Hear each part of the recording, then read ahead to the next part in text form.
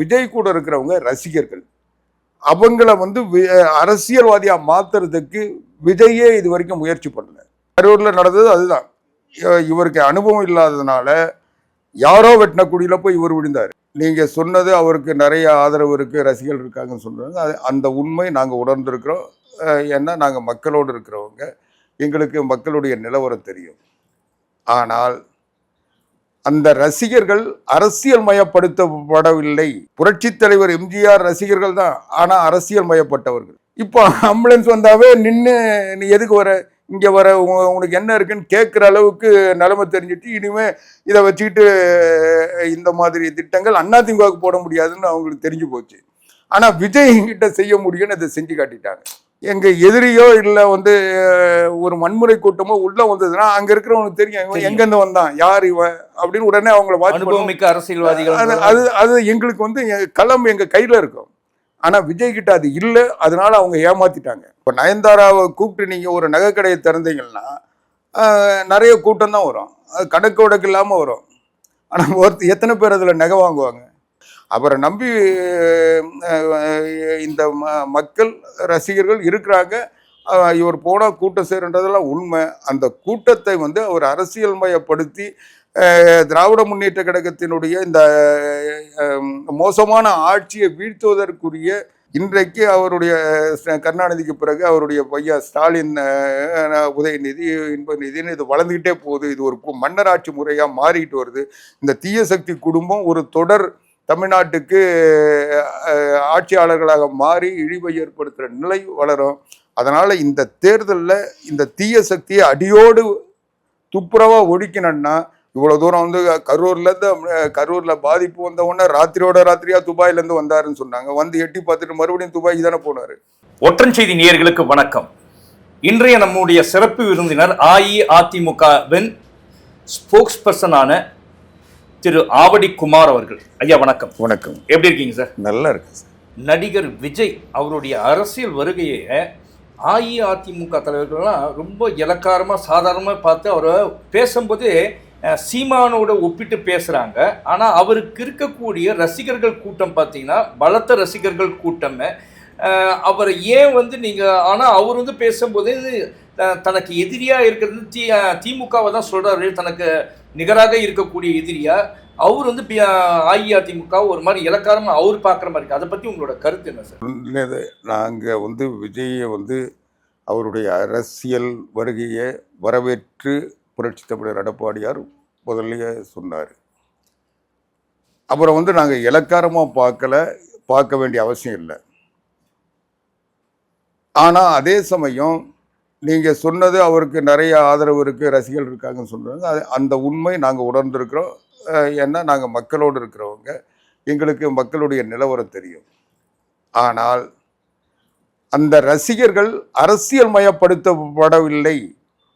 ரசிகர்கள் வேற, மக்கள் வேற, அரசியல் பயிற்சி பெறுறது வேற.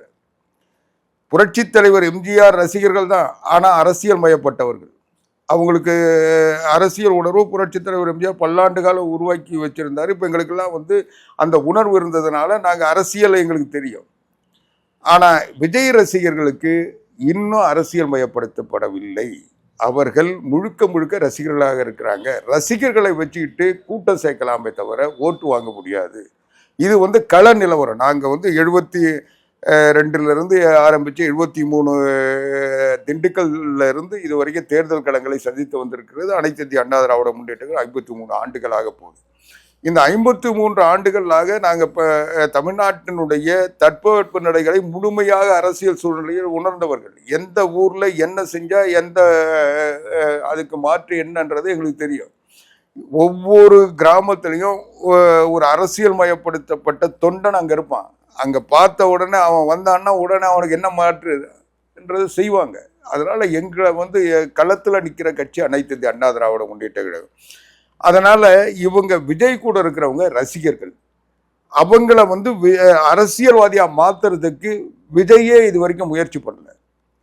இது வரைக்கும் அவங்கள ரசிகர்களாக தான் அவர் அணுகிட்டு இருக்காரே தவிர அவரை மாற்றலை. ரெண்டாவது இன்னொரு கூடுதலாக எனக்கு ஒரு ஐயம் என்னன்னா, அவரே இன்னும் அரசியல் தலைவராக மாறிக்கல.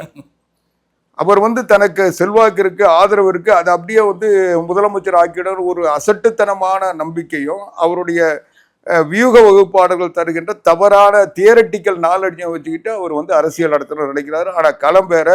இந்த தியரட்டிக்கலாக அந்த வியூக வகுப்பாளர்கள் தருகின்ற சார்ட்டை வச்சுட்டு நடத்தணும், அது வேறன்றதை கரூரில் இப்போ நிரூபிச்சாச்சு. கரூரில் நடந்தது அதுதான். இவருக்கு அனுபவம் இல்லாததுனால யாரோ வெட்டின குடியில் போய் இவர் விழுந்தார். இதையே நீங்கள் ஏறத்தாழ ஒரு 60-65 நாளாக எடப்பாடியார் தமிழ்நாடு முழுக்க செஞ்சுட்டு வர்றாரு. இதுக்கு முன்ன நீங்கள் பார்த்துருப்பீங்க, அப்போ கூட எல்லாரும் சொன்னாங்க இவர் ஆம்புலன்ஸோட மோதுறாரு, ஆம்புலன்ஸை வந்து வரவிட மாட்டுறாரு. அவர் பல கூட்டங்களில் வந்ததை பார்த்தாரு. அதுக்கு பிறகு அது ஒரு கட்டத்தை தாண்டி போக சொல்ல அது வெளிப்படையாக சொன்னார். அதுக்கப்புறம் அதில் பார்த்தா ஆள் இல்லாத ஆம்புலன்ஸ் வந்துகிட்டு இருக்கிறதுன்றதை உறுதிப்படுத்தினதுக்கு பிறகு அதுக்கு என்னென்னவோ இந்த சார்னு ஒருத்தர் இருக்கார் தேடிட்டு இருக்காங்களே, அவர் வந்து என்னென்னவோ அறிக்கையெல்லாம் விட்டு பார்த்தாரு. அதனால் அது வந்து இன்னைக்கு வரைக்கும் அது வந்து ஆம்புலன்ஸ் அரசியல், அதுக்கு என்ன தொழிற்சங்கன்னு திமுக சங்கங்கள்ல ஏதோ பண்ணிட்டு இருந்தாங்க. ஆனால் அந்த கலை என்னன்னா அதை வந்து எப்படி வந்து அணுகணுமோ அப்படி அணுகினாரு. அன்னைக்கு அதை சொல்லி அதை இது இல்லைன்னா அவங்களுடைய முயற்சி தொடர்ந்து இருக்கும். இப்போ ஆம்புலன்ஸ் வந்தாவே நின்று நீ எதுக்கு வர, இங்கே வர, உங்களுக்கு என்ன இருக்குன்னு கேட்குற அளவுக்கு நிலைமை தெரிஞ்சுட்டு இனிமேல் இதை வச்சுக்கிட்டு இந்த மாதிரி திட்டங்கள் அதிமுகவுக்கு போட முடியாதுன்னு அவங்களுக்கு தெரிஞ்சு போச்சு. ஆனால் விஜய் கிட்ட செய்ய முடியும்னு அதை செஞ்சு காட்டிட்டாங்க. இப்போ அதுக்கு காரணம் என்னன்னா, இப்போ நீங்கள் வந்து கரூரில் ஒரு கூட்டம் நடத்துகிறாங்கன்னா கரூரில் வந்து ஆர்கனைஸ்டு பீப்புள் இருப்பாங்க. அதிமுக ஒரு கட்டமைப்பு உள்ள கட்சி. அங்கே எங்களுக்கு தெரியாமல் அந்த கூட்டத்தை சேர்த்தா கூட அந்த கூட்டத்தில் இருக்கிற யாரும் அங்கே வந்துட முடியாது.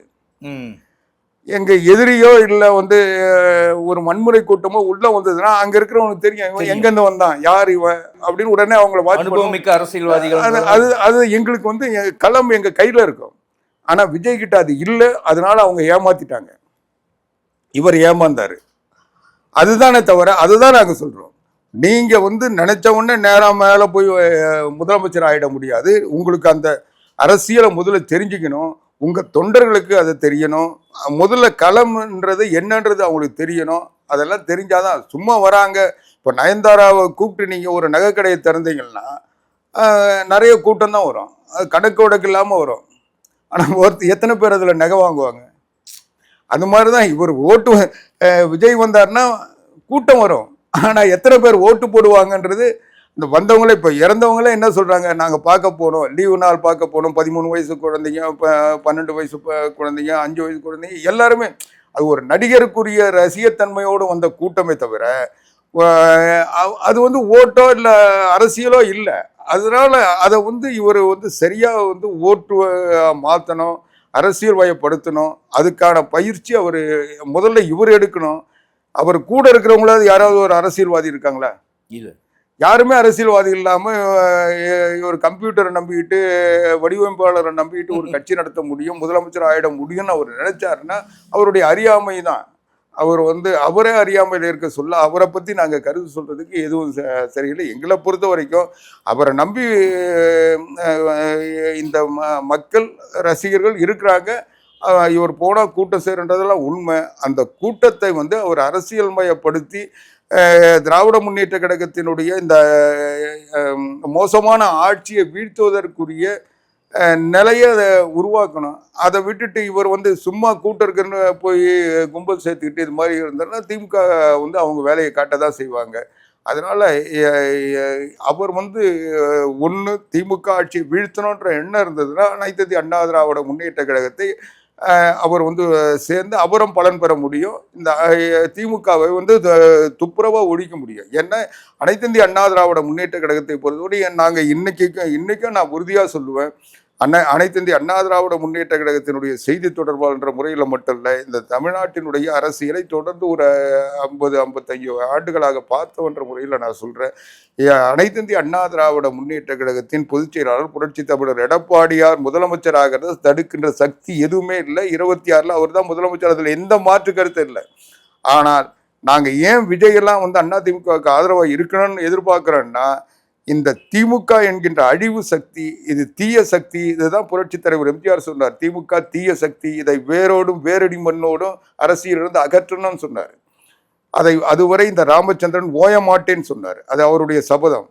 அவருடைய ஆயுட்காலத்திலே அது நடக்காமல் போச்சு. அதுக்கு பிறகு புரட்சி தலைவி அம்மா அந்த முயற்சியில் ஈடுபட்டு அதையும் செஞ்சாங்க. ஓரளவுக்கு அவங்க செஞ்சாங்களே ஒழிய அது முழுமையாக அதில் வெற்றி பெற முடியல. இன்றைக்கு அவருடைய கருணாநிதிக்கு பிறகு அவருடைய பையன் ஸ்டாலின், உதயநிதி, இன்பநிதினு இது வளர்ந்துக்கிட்டே போகுது. இது ஒரு மன்னராட்சி முறையாக மாறிட்டு வருது. இந்த தீய சக்தி குடும்பம் ஒரு தொடர் தமிழ்நாட்டுக்கு ஆட்சியாளர்களாக மாறி இழிவை ஏற்படுத்துகிற நிலை வளரும். அதனால இந்த தேர்தலில் இந்த தீய சக்தியை அடியோடு துப்புரவா ஒழிக்கணும்னா அதுக்கு விஜய் போன்றவர்கள் அனைத்து இந்திய அண்ணா திராவிட முன்னேற்ற கழகத்தோடு இணைந்து நின்றால் அந்த தீய சக்தியை முழுமையா அரசியலிருந்து அகற்றிடலாம். புரட்சி தலைவர் எம்ஜிஆருடைய லட்சியத்தை நிறைவேற்றிடலான்றதுதான் அதிமுகவினுடைய எதிர்பார்ப்பு. சார், தமிழக வெற்றி கழக தலைவர் விஜய், நடிகர் விஜயோட அவர் இருக்கிற கனவே முதல்வர் அப்படின்ற கனவுல தான் இருக்கிற அவரோட கனவு. அப்படிப்பட்டவர் அஇஅதிமுகவுடன் கூட்டணி வருவாரா? வந்தால் அதை ஏற்றுக்கொள்வீர்களா? இல்லைங்க, அவர் வருவாரா? நான் முடிச்சிடறேன். வருவாரா வரணுமான்றதெல்லாம் என்னுடைய எதிர்பார்ப்போ கோரிக்கையோ விருப்பமோ இல்லை. அரசியல்ன்றது அரசியலாக இருக்கணும். அவர் அரசியல்வாதியாக இருந்தால் அவர் முதல்ல யார் எதிரின்றதை முடிவு பண்ணிட்டு களத்துக்கு வரணும். ஆனால் அதெல்லாம் இல்லாமல் நான் முதலமைச்சர் ஆகணுன்றது மட்டும்தான் லட்சியன்ட்டு ஒருத்தர் அரசியல் வந்தாருன்னா அது எப்படி சரியாக இருக்கும்? இன்னைக்கு எடப்பாடியாரை நாங்கள் முதலமைச்சர்னு சொல்கிறோன்னா எடப்பாடியாருடைய 4.25 ஆண்டுகள்ல அவர் ஆட்சியினுடைய சாதனை, எவ்வளவு சோதனைகளுக்கு பிறகு எவ்வளோ திட்டங்கள், 11 மருத்துவக் கல்லூரிகள் எந்த காலத்தில் தமிழ்நாட்டில் வந்திருக்கு? ஒரே வருஷத்தில் 11 மருத்துவக் கல்லூரி, இந்த 10 வருஷத்தில் 18 மருத்துவக் கல்லூரி புரட்சி தலைவி அம்மா ஆட்சியிலும் எடப்பாடியார் ஆட்சியிலும் வந்திருக்கு. இப்படியெல்லாம் சாதனைகளை நாங்கள் செஞ்சு அதை மக்கள்கிட்ட சொல்லி நாங்கள் வாக்கு கேட்குறோம். அப்போ மக்கள் ஒரு ஒப்பீடு பார்க்குறாங்க. ஸ்டாலினுடைய ஆட்சி என்ன, எடப்பாடியாருடைய ஆட்சி என்ன? எடப்பாடியார் ஆட்சியில் இதெல்லாம் இந்த குடிமராமத்து திட்டம் கொண்டு இன்னைக்கு ஒவ்வொரு கிராம பகுதியில் இருக்கிற நீர்நிலைகள் சீரமைக்கப்பட்டது, தூர்வாரப்பட்டது. அதனுடைய விளைவு இன்னைக்கு பயிர் செழித்திருக்கு. இவர் இந்த மீத்தேன் வாயு எண்ணெய் எடுக்கிறதுக்கு துறப்பண பணிக்கு அனுமதி தந்தவர் ஸ்டாலினும் அன்றைக்கு டிஆர் பாலு மத்திய அமைச்சராக இருந்து அந்த திட்டத்தை இது பாதுகாக்கப்பட்ட வேளாண் மண்டலமாக அறிவித்து இன்னைக்கு அந்த பக்கம் அங்கே வேற எந்த தளவாட தொழிலும் செய்ய முடியாத ஒரு நிலையை இன்னைக்கு உருவாக்குனது யார்? எடப்பாடியார் தானே. இன்னைக்கு ராமநாதபுரம் போன்ற பகுதிகளெல்லாம் கூட இவங்க காப்பாற்ற முடியல. ஆனால் எடப்பாடியார் அந்த தஞ்சை டெல்டா பகுதியை இன்னைக்கு காப்பாற்றி வச்சிருக்காரா இல்லையா? அந்த சட்டத்தை வச்சு தானே இன்றைக்கு அவங்க பேசவாது முடியுது. நீதிமன்றத்துக்கு போகிறாங்கன்னா அதுக்கு காரணம் எடப்பாடியார் கொண்டு வந்த சிறப்பு வேளாண் மண்டலம் தானே. அதனால எல்லா வகையிலும் அனைத்து இந்திய அண்ணா திராவிட முன்னேற்ற கழகம் தமிழ்நாட்டுக்கு தேவையான அத்தனையும் செஞ்சிருக்கு. நாங்கள் செஞ்சு வச்சது மேலே ஸ்டிக்கர் ஓட்டுறது மட்டும் இல்லாமல் ஃபோட்டோ ஷூட் நடத்துறது தான் திமுகவினுடைய ஸ்டாலினுடைய திட்டம், தொடர் திட்டம். அதுதான் செஞ்சிட்டு இருக்காங்க. அவங்க எந்த நன்மையும் செஞ்சதில்லை. அவங்க குடும்பத்தை காப்பாற்றணும், கொள்ளையடிச்சு கொண்டு போய் உலகம் முழுவதும் பதுக்கணும். இந்த நிதியமைச்சராக இருந்த பிடிஆர் பழனிவேல் தியாகராஜன் சொன்னது போல 2 வருஷத்துல 30,000 கோடியை கொள்ளையடிச்சு வச்சுட்டு மருமக சபரீசனும் மகன் உதயநிதியை சேர்ந்து எங்க பதுக்குதுன்னு தெரியாம உலகம் முழுவதும் சுத்திட்டு இருக்காங்கன்னு சொன்னார்ல. அதுதான் இன்னைக்கு 2 வருஷத்துலயே 30,000 கோடி, இந்த 5 வருஷத்துல எத்தனை 1000 கோடி கொள்ளையடிச்சு வச்சுட்டு இன்னைக்கு உலகம் முழு. இப்போ கூட இவ்வளவு தூரம் கரூர்ல பாதிப்பு வந்த உடனே ராத்திரியா துபாயிலேருந்து வந்தாருன்னு சொன்னாங்க. எட்டி பார்த்துட்டு மறுபடியும் துபாய்க்கு தானே போனாரு. ஒரு இவ்வளோ பெரிய இழப்பு வந்த பிறகு அந்த 41 பேர் கதறதெல்லாம் அந்த குடும்பம் கதறதை பார்த்தது, அந்த கண்ணீரை பார்த்த பிறகு அந்த மருத்துவமனையில் பாதிக்கப்பட்டு நோய் அடிபட்டு சிகிச்சையில் இருக்கிறவங்கள பார்த்த பிறகு எந்த மனுஷனாவது போய் துபாயில் போய் உல்லாசமாக இருக்கணுன்ற உணர்வு வருமா? இவங்கெல்லாம் மக்களுக்காக பணியாற்றுகின்றவர்களா? அதனால இவங்களுடைய டிராமா, இவங்களுடைய போட்டோ ஷூட்டு, இவங்களுடைய அந்த ஷூட்டிங்கு இதெல்லாம் பார்த்து தமிழ்நாட்டு மக்கள் சலிச்சு போயிட்டாங்க. இன்னைக்கு தமிழ்நாட்டை பொறுத்த வரைக்கும் ஒரு யதார்த்தமான, எந்தவித ஆடம்பரம் இல்லாத, எந்தவித ஒப்பனையும் இல்லாத ஒரு யதார்த்தமாக பேசுறதுலேருந்து, செயல்லேருந்து, நடத்தையிலிருந்து சாதாரணமான ஒரு இயல்பான ஒரு குடியானவனாக, விவசாயியாக, மக்களோடு பழகுகின்ற ஒரு தொண்டனாக இருப்பவர் அண்ணன் எடப்பாடியார். அதனால எந்த சூழ்நிலையும் பெருந்தலைவர் காமராஜருக்கு பிறகு பேரறிஞர் அண்ணா அவர்களுக்கு பிறகு இன்றைக்கு ஒரு சிறந்த மக்கள் தலைவர், மக்களுக்காக உழைக்கின்ற தலைவர், மக்களோடு இருக்கின்ற தலைவர் எடப்பாடியார்ன்றதை உணர்றாங்க இன்னைக்கு. அதனால அவர் போற இடம் எல்லாம் இன்னைக்கு அவர் ஒன்றும் பெரிய சினிமா ஸ்டார் இல்லை, பெரிய விஜய் போல ஒரு பப்ளிசிட்டி ஆனவர் இல்லை, எந்த வித இதுவும் ஒரு சாதாரண ஒரு விவசாயி. இன்னைக்கு அவரை பார்க்க மக்கள் திரளாக வராங்க, எல்லா இடங்களையும் அவர் வரவேற்கிறாங்கன்னா அதுதான் காரணம். அவருடைய உழைப்பு, அவருடைய உணர்வு, அவர் தமிழ்நாட்டுக்காக உழைத்த அந்த கொண்டு வந்த திட்டங்கள், அதுதான் இன்னைக்கு அவரை மறுபடியும் முதலமைச்சராக்க எல்லா விதமான அடிப்படையும் அமைச்சு தந்திருக்கு. சார், உங்களுடைய பொன்னான நேரத்தை ஒதுக்கி எங்களுக்கு இந்த நேர்காணலில் பல கேள்விகளுக்கு பல பதில்களை கொடுத்த உங்களுக்கு மிக்க நன்றி சார். வணக்கம்.